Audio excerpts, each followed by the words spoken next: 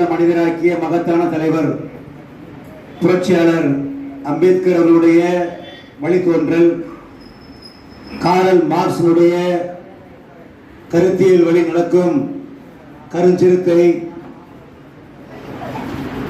பெரியாருடைய பெருந்தொண்டர் அயோத்திதாச பண்டிதருடைய கருத்தியல் வாரிசு, தாத்தா ரெட்டமலை சீனிவாசனுடைய மறு உருவம், இப்படி சொல்லிக்கொண்டே போகலாம். மிகப்பெரிய அரசியல் ஆளுமை தமிழ்நாட்டு அரசியல் மட்டுமல்ல, இந்திய அரசியலையே தன்னுடைய உள்ளங்கையிலே வைத்துக் கொண்டு திசை மாற்றக்கூடிய பேர் ஆளுமை கொண்டவர்தான் நம்முடைய அறிவார்ந்த தலைவர், இயந்திர மனிதர் எழுச்சி தமிழர் அவர்கள். அவருடைய 63வது பிறந்த நாளை இன்றைக்கு விடுதலை சிறுத்தைகள் கட்சி சிவகங்கை வடக்கு மாவட்டத்தின் சார்பில் கொண்டாடி கொண்டிருக்கிறோம் என்பதை சொல்லும்போது நமக்கெல்லாம் பூரிப்பாக இருக்கிறது, மகிழ்ச்சியாக இருக்கிறது. அந்த தலைவனுடைய ஓய்வறியாத தலைவனுடைய அந்த பொற்பாதங்களில் நம்முடைய நன்றி மலர்களை அவருடைய பொற்பாதங்களில் தூவி எவ்வளவு வணங்கினாலும் அது தகும். இந்த சூழலில் நமக்கு ஒரு பேரிடையாக தலைவரை அன்போடு வளர்த்த ஆளாக்கிய சிற்றன்னை சின்னம்மா அவர்கள் இன்றைக்கு இயற்கை எழுதியிருக்கிறார்கள்.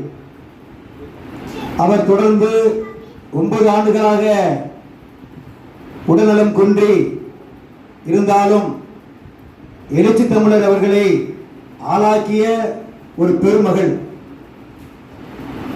அவருக்கு நாம் அஞ்சலி செலுத்த இருக்கிறோம். அது ஒருபுறம் நமக்கு கவலையை தந்தாலும் எழுச்சி தமிழரை நாம் எப்படி கொண்டாடாமல் இருக்கும்? கோடி சிறுத்தைகளுடைய தாயாக இன்றைக்கு எந்த ஓய்வும் இல்லை. நீங்க தினம் பார்க்கலாம், அவருடைய முகநூல் அந்த பக்கத்தில் போய் நீங்க பார்த்தீங்கன்னா ஓடிட்டே இருக்கிறார், ஓட்டமாக ஓடிக்கொண்டே இருக்கிறார். ஓய்வே இல்லாத ஒரு ஓய்வறியாத சூரியனாக, ஒரு இயந்திர மனிதராக அவர் நம்மிடையே வலம் வந்து கொண்டிருக்கிறார்.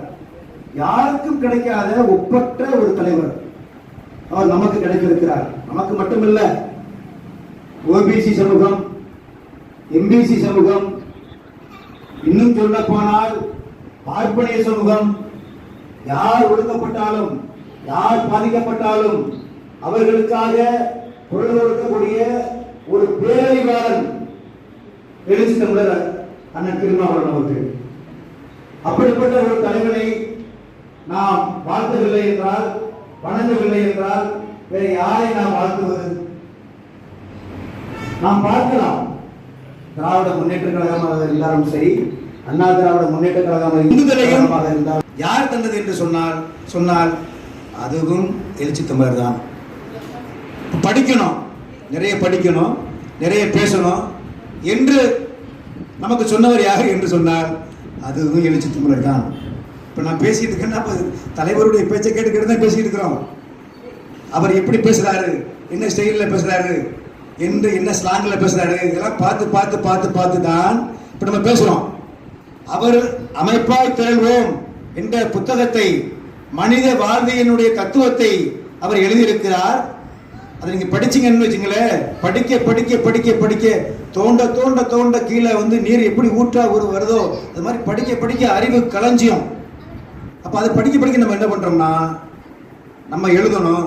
இப்போ நம்ம எழுதணும்னு நம்ம தோணுது. இப்போ நான் ஃபேஸ்புக்கில் எழுதுறேன்னா தலைவர் நமக்கு கொடுத்துருக்கிற உந்து சக்தி தான் காரணம்.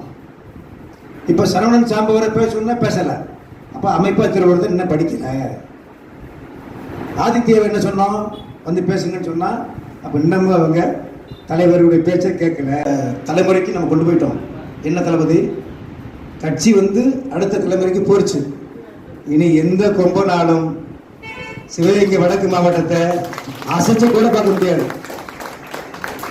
இன்றைக்கு ஒருவர் பிறந்தநாள் விழா காண்றார். அவர் தான் சித்தார்த்தன்.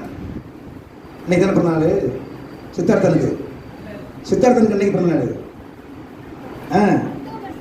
அக்டோபர். இந்த சமூகத்தையும் தமிழ் சமூகத்தையும் அனைத்து சமூகத்திற்குமான மாபெரும் அரசியல் ஆளுமையாக அவர் இருக்கிறார். அவர் தமிழ்நாட்டினுடைய முதலமைச்சர் மட்டுமல்ல, மத்திய அமைச்சரவையிலையும் அவர் பங்கு பெறக்கூடிய மாபெரும் ஆளுமை பெற்றவர். அதுக்கு வரைக்கும் நம்ம வந்து அது வரைக்கும் நம்மளுக்கு இலக்கு தலைவரை மிகப்பெரிய அளவில் அழகு பார்க்க பதவியில் உட்கார வைத்து அழகு பார்க்கும் வரையில் நாம் போராடுவோம் போராடி கொண்டே இருப்போம். எழுச்சி தமிழர் வாழ்க, எழுச்சி தமிழர் வாழ்க, எழுச்சி தமிழர் வாழ்க. ஜெய்